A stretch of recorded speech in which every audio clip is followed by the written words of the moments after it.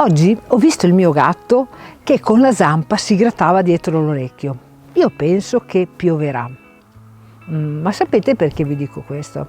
Perché incuriosita da certe affermazioni che ho sentito qui attraverso le testimonianze delle persone anziane, sono andata alla ricerca e ho scoperto che nell'antichità le persone cercavano segnali del futuro andamento meteorologico, e i segnali si trovavano nel comportamento degli animali, nell'osservazione di piante e fiori, o addirittura si trovavano nell'osservazione degli astri della volta celeste.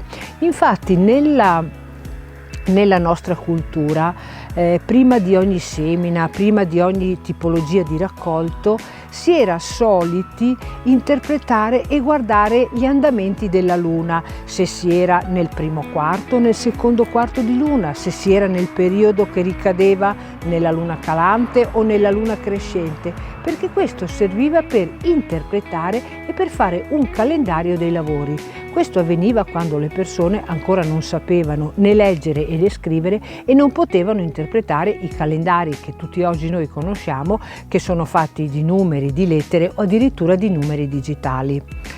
Molto importante era anche l'osservazione dell'andamento, del comportamento degli animali, perché io vi ho detto ho visto il mio gatto e probabilmente pioverà, perché dall'osservanza del comportamento del gatto che si gratta dietro l'orecchio, gli anziani dicevano che sarebbe piovuto a stretto giro di tempo, come pure sarebbe nevicato se un pettirosso si fosse avvicinato troppo alle mura di casa.